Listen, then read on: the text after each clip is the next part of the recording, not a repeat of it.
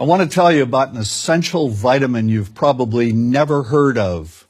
If you're a parent or plan to be one, it might be more important to your child's growth than all other vitamins combined, and only you, a parent, can provide it. I call it vitamin N, the word no.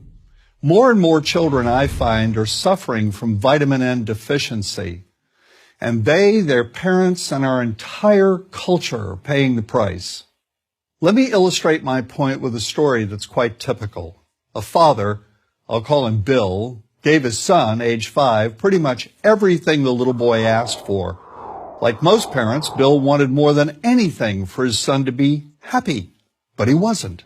Instead, he was petulant, moody, and often sullen. He was also having problems getting along with other children. In addition, he was very demanding and rarely, if ever, expressed any appreciation, let alone gratitude, for all the things Bill and his wife were giving him. Was his son depressed, Bill wanted to know? Did he need therapy? His son, I told him, was suffering the predictable ill effects of being overindulged. What he needed was a healthy and steady dose of vitamin N.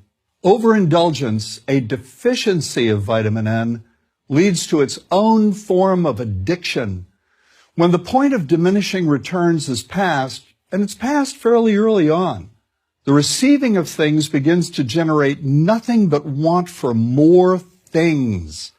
One terrible effect of this is that our children are becoming accustomed to a material standard that's out of kilter with what they can ever hope to achieve as adults.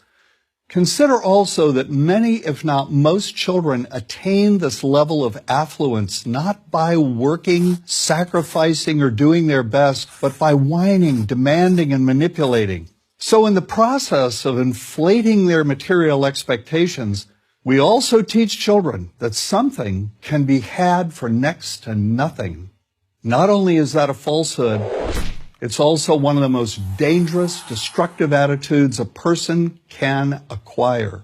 This may go a long way toward explaining why the mental health of children in the 1950s, when kids got a lot less, was significantly better than the mental health of today's kids. Since the 50s, and especially in the last few decades, as indulgence has become the parenting norm, the rates of child and teen depression have skyrocketed.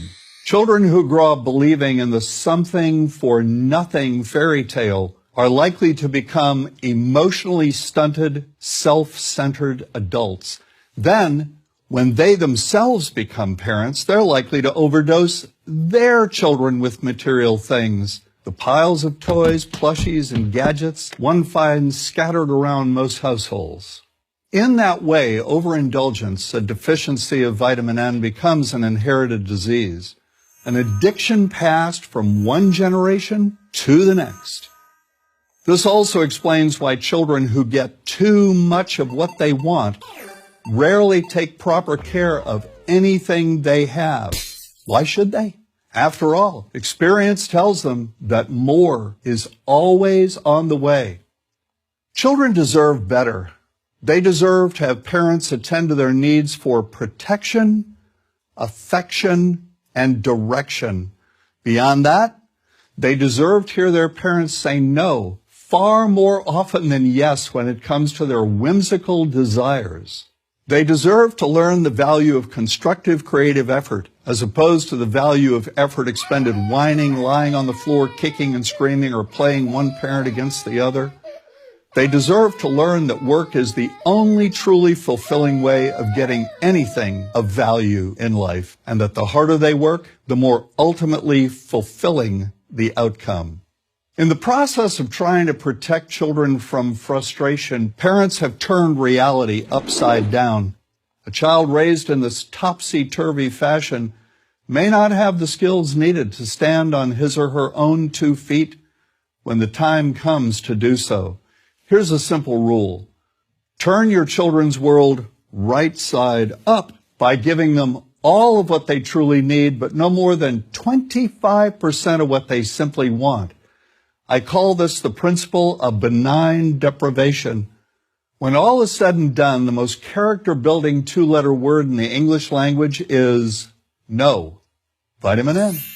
Dispense it frequently. You'll be happier in the long run, and so will your child. I'm John Rosemond, author and family psychologist.